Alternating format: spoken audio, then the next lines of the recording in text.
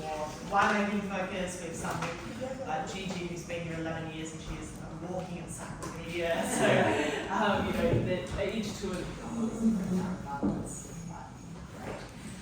now, anyone else needs to use the restroom before we get started, we can wait for you. It's just behind the white glowing ball. Yeah, absolutely. We're just waiting. Okay, so the wines that we have in front of us, we have 2 Chardonnays, and then we've also got really 3 different Shirazes and Cabernet. So minimal varieties that we're looking at, but completely different styles, and this really does go to show how all our wines are made to that stylistic template.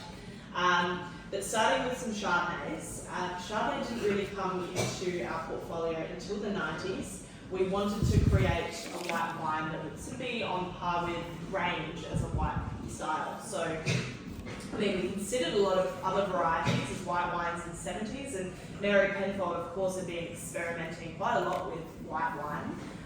But in the 70s, we found Riesling did quite well here in South Australia. So this is where our, has anyone had our Penfolds Riesling before? Yeah, that was the first white that we made under that label. But Chardonnay didn't come in until the 90s, and when we were looking at these styles, we found that we found 2 different styles come out of it: the Reserve Bin A Chardonnay and also the Yattarna.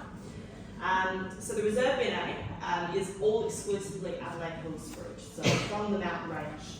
Adelaide Hills. Mountain range, I say loose term, but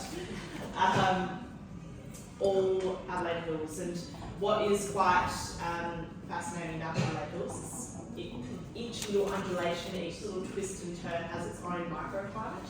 So it's so variable, but with that cooler climate from the altitude, you do get beautiful Chardonnay production, also Pinot Noir. But we wanted to showcase what this single region has to offer. Yeah. So the A in Bin A stands for Adelaide. Make sense? Yeah. But yeah, have a smell. So yes, that's what I call as that struck match. Yes, absolutely. So that's from that oak influence. It's almost a little bit reductive. But I find this to be quite a robust style of Chardonnay. You do get quite a lot of fruit influence from the Adelaide Hills. It's more that stone fruit, nectarine, peach spectrum there.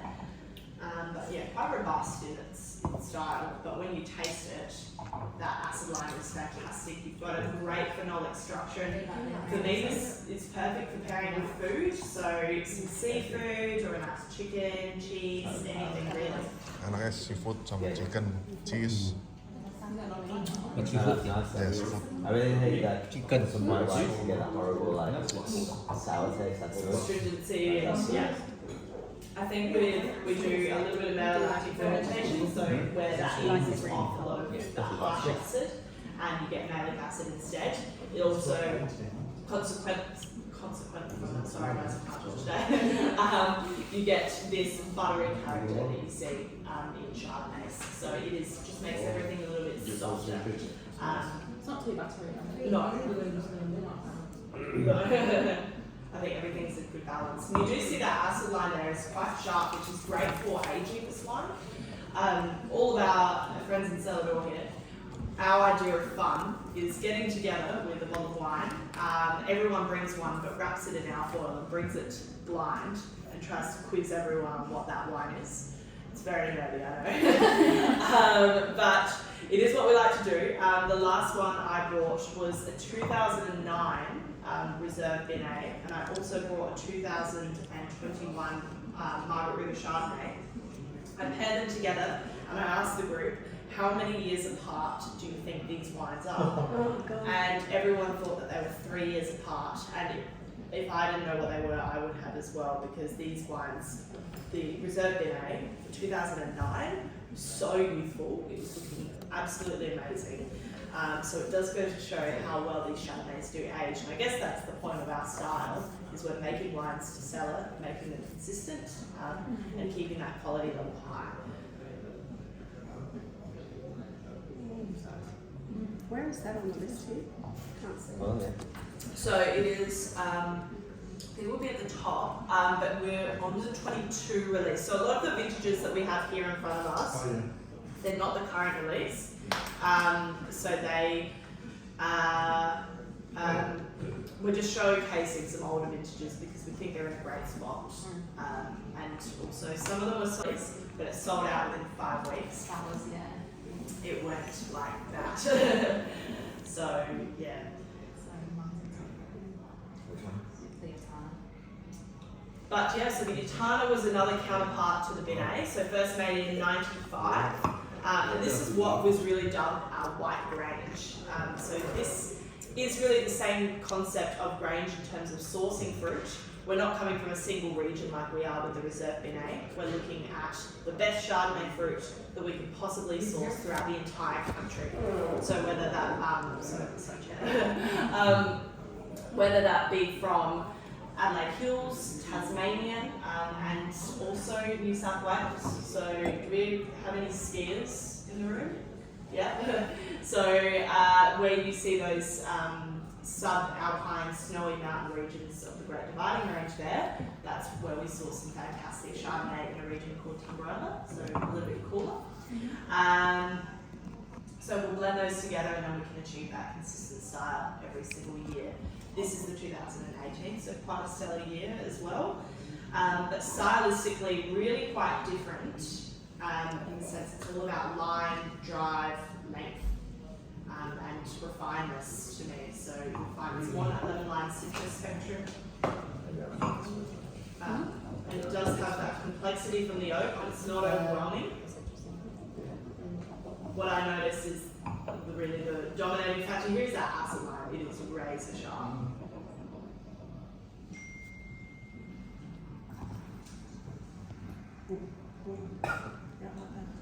Yeah. That was nice.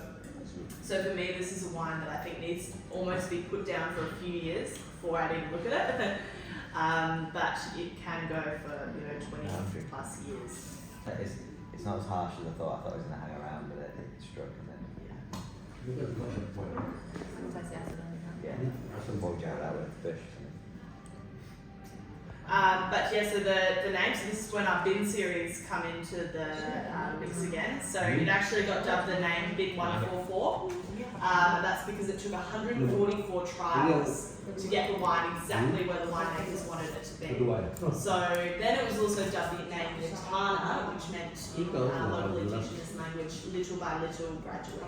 So that's the reason for the name. It is nice actually. I think it's just that initial jump. Is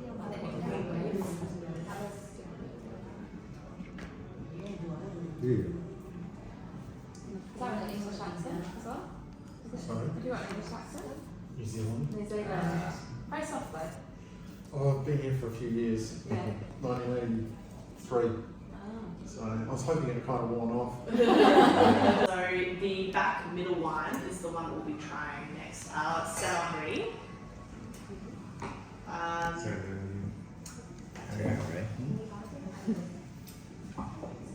Now this is my favourite wine to ever exist within the Penfolds portfolio. I love St Henri. It's the wine that actually got me into wine in the first place. But yeah, I think it's also a wine that for Penfolds has certainly captured the hearts of many. It's now the second most selling wine in Australia, so certainly one of our most popular. But St Henri actually, it doesn't have a bin number, as you can see. It's got its own name, and the wine actually comes from Yattarna cellars around the corner, local. We took over them in the 50s, but prior to that, when they existed, I think it was 1870s, they were first established. They had a French winemaker there called Leon Edmond Mazur, who was making these Shiraz Claret styles, so more subtle, more French, but quite in those early days. In the 1950s, that big period of experimentation and innovation for us. Another young winemaker within Penfolds called John Davron wanted to bring these Clarette styles into the Penfolds portfolio after we had taken over Aldana Cellars. And as tribute to him, that winemaker, we named it the wine after his son, Henry. So that's why it's called the St Henri. But if you smell it, and I recommend you just keep a little bit for when we taste Grange, but it is very elegant, pure, vibrant, and it is a completely opposing style to what Grange is, which is more robust, muscular, powerful. But they both started to experiment with these different Shirazes in the 1950s, so around the same time. And you can sort of imagine a little bit of a competition, in-house competition with Max and John to see who can showcase Shiraz in the best style. Max was using new American oak, John was using old French oak vats. So it was completely opposing that they were born in that same period. But to Max's frustration, the first vintage of St Henri officially was 1957, which was the first vintage that Max had to keep Grange completely under wraps. So you can imagine that competition aspect there. But St Henri and Grange were really on par with each other until the 70s really, where Grange really became on the map and then took off from there. So for me though, I almost prefer the St Henri as a wine. I think it's so elegant, so vibrant. You get these beautiful aromatic confectionery notes on the nose. And there's also this really nice silky smooth tannin structure. It doesn't rip your face off like you get with a lot of big red wines within South Australia. It's just very subtle and elegant. We always like to say it just showcases Shiraz in its purest form. Dùng. Anh biết lắc nào. Dùng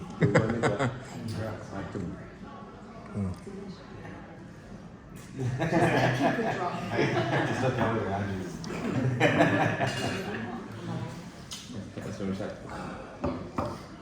This is also my favorite wine in Indonesia. Yeah. If you enjoy it, it just evaporates from the glass. It's a problem we have in our house.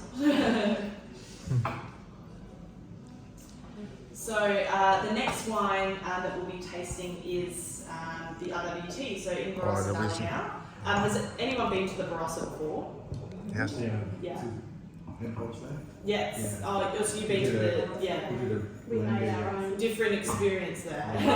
Don't blame you missed it. But yeah, this is the home of Barossa. We do have a little cellar door, and of course that's where all of our, 99% of our production is done. And Barossa is really significant in the sense that it produces 50% of South Australians' wine, so it's huge in that sense. And the dominant variety is Shiraz, so it is the South Australian variety, of course. But RWT is a showcase of the Barossa as a single sub-region. And keep in mind with these single sub-regional wines, you might see a little bit more vintage personality shine through each year because it's just an expression of that region in that particular time frame.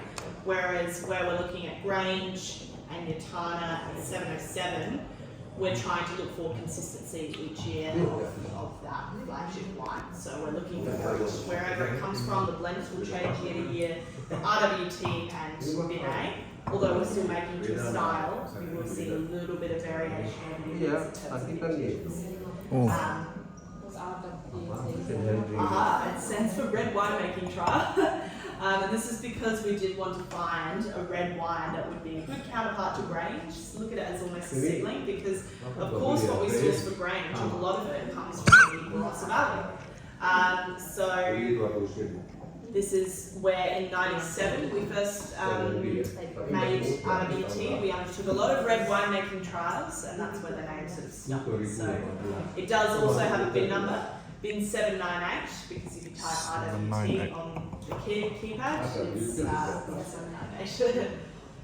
So it's very distinctively Barossa.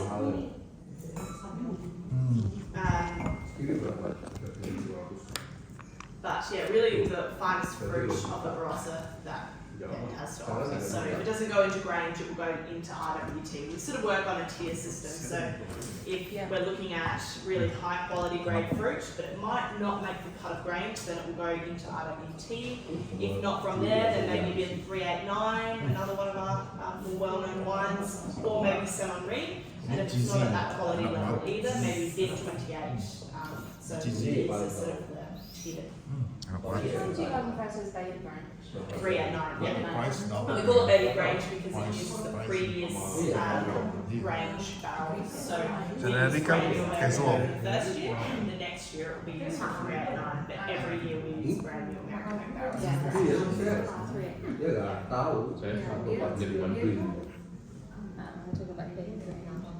But yeah, more on that blue fruited spectrum, but really concentrated. And as you taste it, you will notice it does almost rip your face off. It is a big wine. This is, I guess, what the Barossa is known for. Barossa filling. Ini dari Barossa. Barossa punya. Barossa filling. Yeah. So where's the St Henri grapes come from?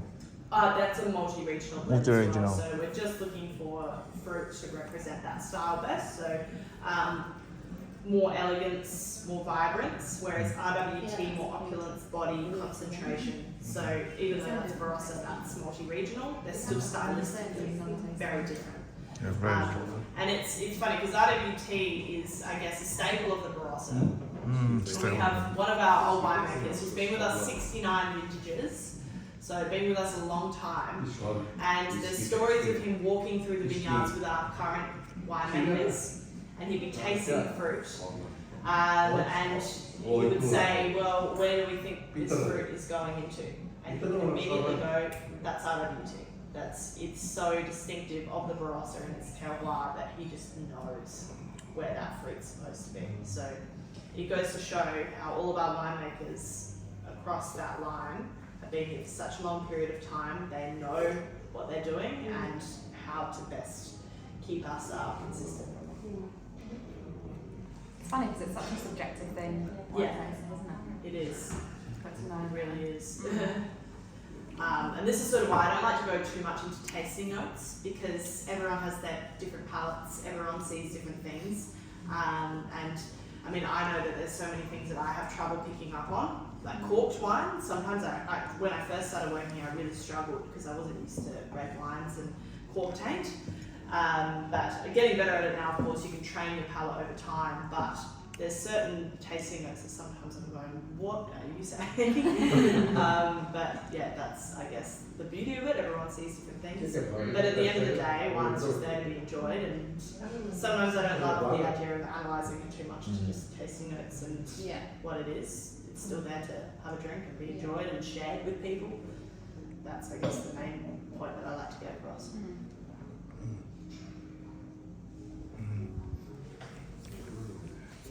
This has a cheesy smell. Very. Yeah, very that deep. savoury, meaty. Yeah, savory, Yeah. correct. Yeah. Yeah. But the price double from Yeah. the almost double. Yeah, so completely different from St Henri. Did anyone have a preference? Yeah. With St Henri though, I think really what got me into Penfolds as well was I was somewhere in Switzerland in this shop, and it was one of those shops where they give you little glasses of wine if you shop there. Felt very special. But they offered 3 different types. There was a French wine, an Italian wine, and a St Henri in the middle of Switzerland. And I thought, wow, Australia's really made its mark on the map. That has made me want to go to Penfolds. So, yeah, absolutely. Just blowing metal. Yes. Oh, yeah. It was fantastic. But that's when I sort of felt very proud of our Australian wine industry, and I was like, well, I'd love to work here. Penfolds is world renowned. Yeah. So global.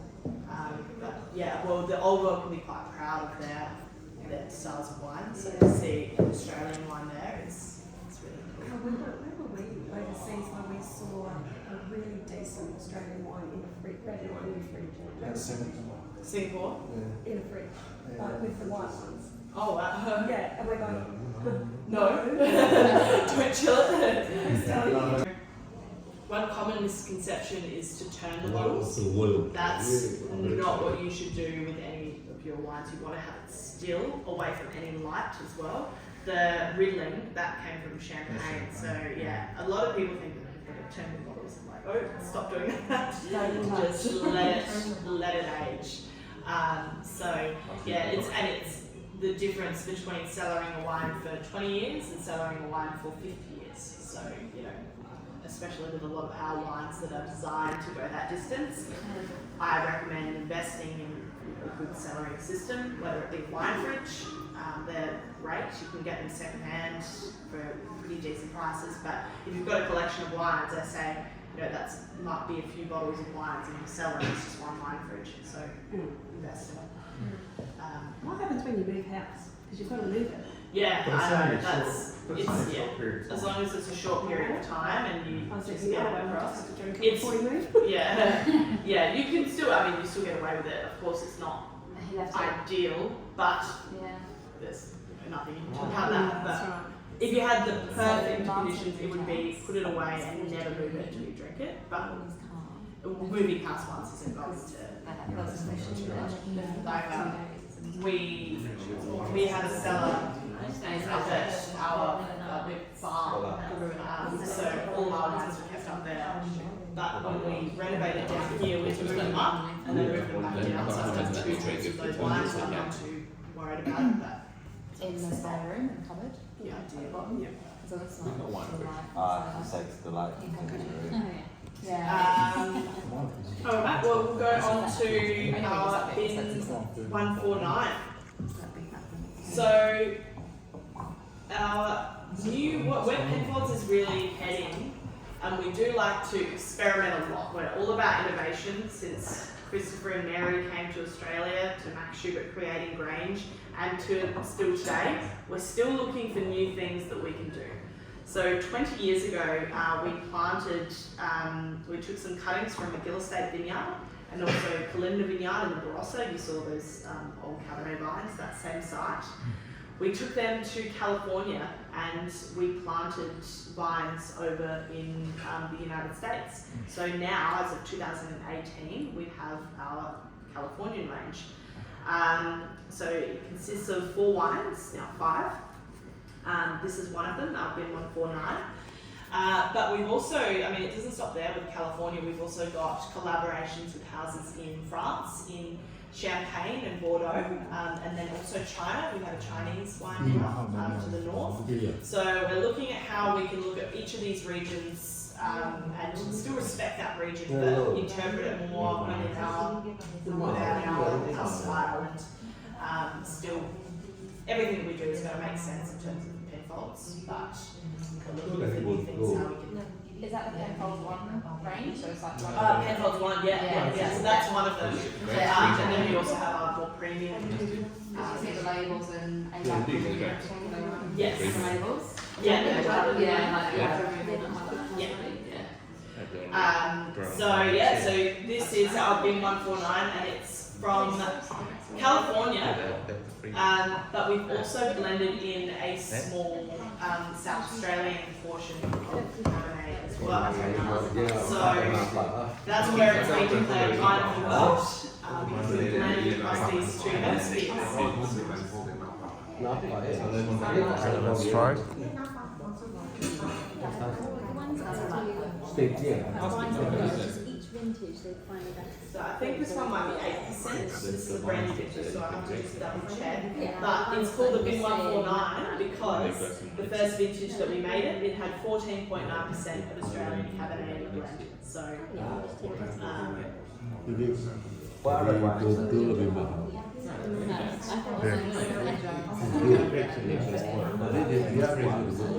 Ya. Between 12 and 15%. Dia gabung sama ini. Winery ini, Dorte.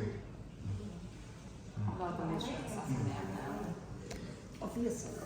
that's a savoury spice I find. It's quite dewy, but Cobain, also has cium, sort of enak those banget. like cardamom. Cium.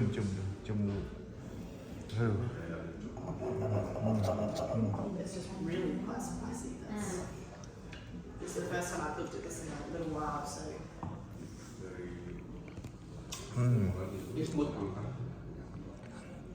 More tenants. Yes, absolutely. That's America. Very tenants. Yes. Yeah. Big. It's a big wine.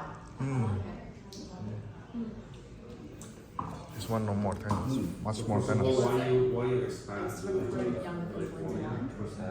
Well, I think it's just really because although we have our traditions and still maintaining our bin series and our consistent range, we're just looking for how we can push the boundaries. So, I mean, we have the freedom to do so in Australia. We don't have laws that restrict us from blending what we want or planting what we want and where. If we can do it, we will. So, yeah, it's just a way of... So how's the sales towards the Americans? The American is really the main market. The Chinese market as well is quite big, especially when COVID. So the tariffs, there was a lot of tariffs implemented in China. So I mean,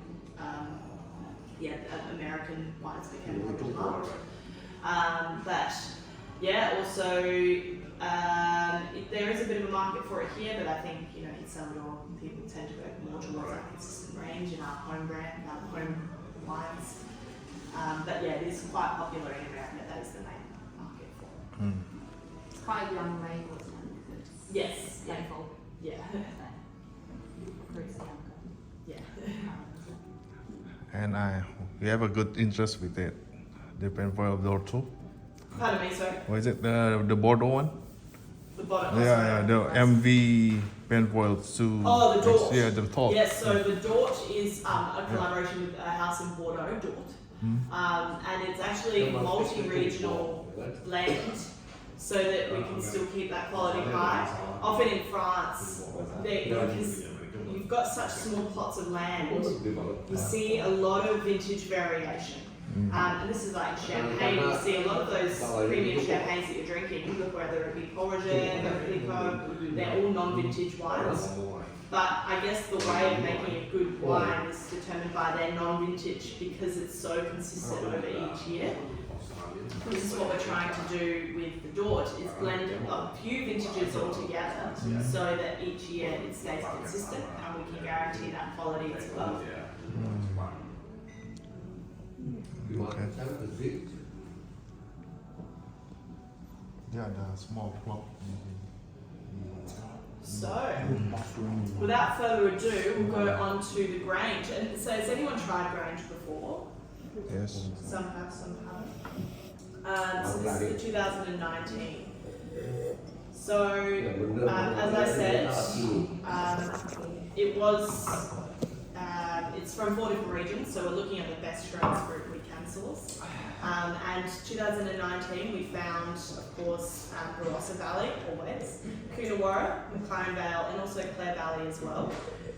So we blended those together, and I mean, this is really that rigorous process leading up to vintage, well, after vintage in May, that 11th hour, that we're looking for the best blend that we possibly can. And it can be 1% that changes that blend. So,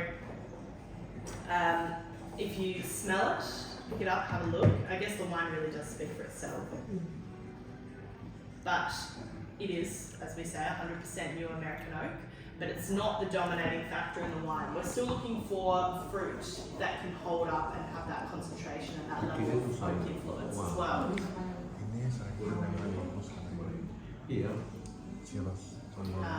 But for me, it just has so many layers of, red fruit, dark fruit, spice, savoury notes, chocolate mocha. It's like you could give me an A4 page of paper and by the end of it I'll just write up that whole page with tasting notes because it is that complex.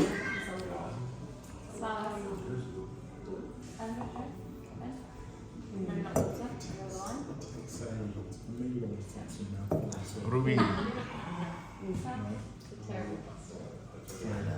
And people often ask what really makes Grange a quality wine, at that price point. But when we look at quality of wine, we like to determine it by a few different things.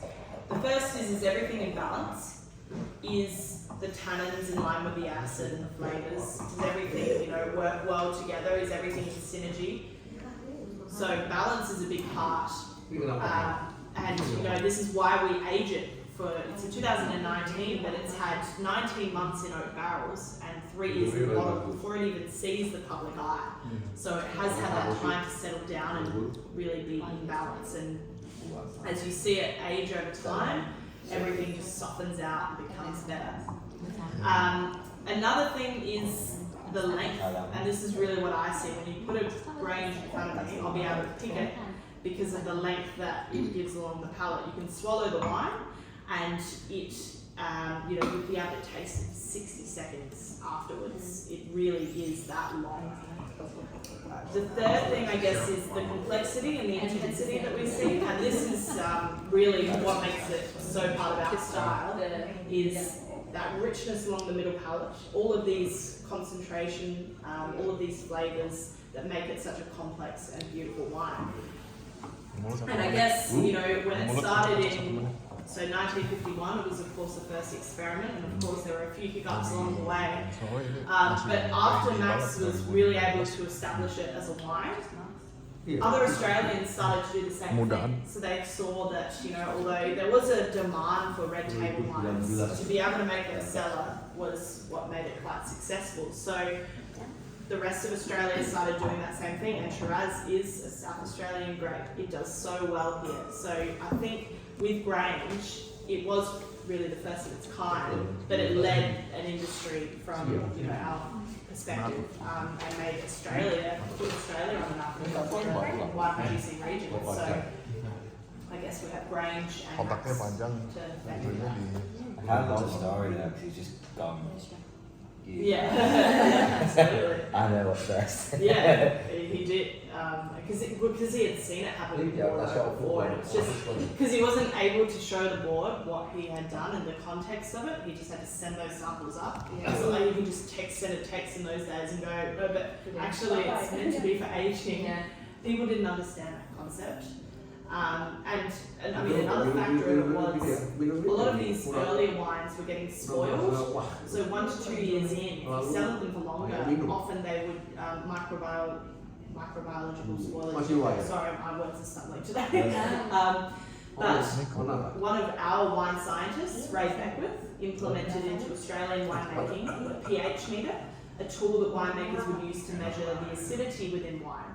So that was the problem in those early days as well, is the wines weren't acidic enough and they were spoiling quite early on. But now winemakers add acid and measure it quite rigorously throughout fermentation so that you can enable quality wine to sell. So, yes, yeah, I did. I hung up my winemaking boots a few years ago. I like the art side more, talking about it and tasting and the people side a lot more than the winemaking itself. It's quite, vintage is a hard period. But you can talk to it really well. Yeah. I just like to have the knowledge and talk about it, not talk to myself. But yeah. You heard that? 55, 63, I think it was that we just said. 71, if you can find one, let me know. That idea. 75 as well was very good. 88, 90 Stella, that's probably a lot easier to find these days. 90, 98. 2004, 2010, 12, 16 and 18. 16 and 18. Huh? 1916. And you have the North South. If you have 4 bottle, you hold on for 30 years. Well, yeah, that's the collection aspect of it. I mean, so my uncle got given a his birth year in 1972. Still got the tag, £13 on the label. So that's when we had Australia. So the UK currency. So Yeah, so by 1975 as well, I don't remember, I wasn't born, but there was an Australian newspaper article that had said that Penfolds has gone mad because Grange was the first bottle of wine in Australia to surpass $20. So they said that Penfolds has gone mad, they're charging way too much for wine, but now inflation and of course that wine developing a lot, it's now 1,000. So it is a collector's item. A lot of people invest in wine and then, you know, some drink it, some sell it. So Why doesn't it cost that much though? it can. I mean, we've got also our Bin 68. I don't know what it's sold retail to start with, but our Bin 68 is one of Australia's most renowned wines. That was made by Max Schubert, a Cabernet Shiraz. It was a one-off in 1962, just to celebrate that vintage. But now I think it's around, if you can find one, $20,000 to $30,000. Your uncle has got that bottle of the £13. Yeah. I'll give you 20. Well, yeah, so the thing is that wine was in 1972. I don't think the vintage would have yes, but I think it's much, yeah. 16. 16.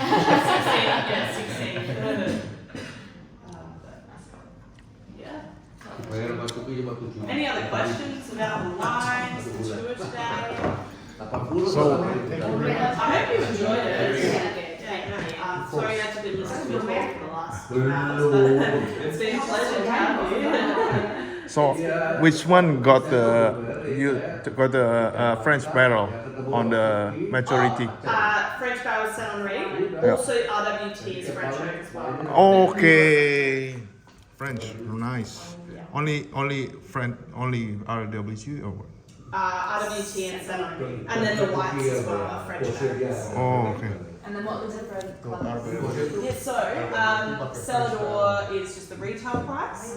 FOP is if you sign up to our mailing list, you'll receive those prices. The Kalimna Club is a minimum spend club, so $1,000 per year, and you can move up from tiers from there. But those are the prices you receive if you're eligible for that. So, yeah.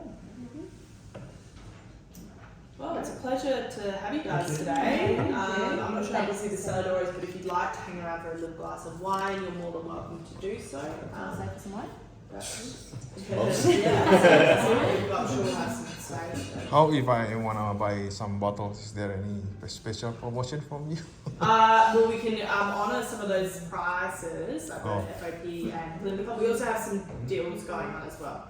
So we have some, if you buy a 6-pack of certain wines, we have some offers going there. And then we're doing a New Year gift boxes. Yes, yeah. So they're just complimentary with the bottle if you want to purchase one. It's like the 707. Yeah. And the dragon. 707 RWT Grange. I'm not sure if we've got any 389 left. But yeah, the gift box is complimentary. Yeah. Availability pakai French barrel. Iya. Tadi baru aja. Alright, well, if you'd like to follow me out. Barrel,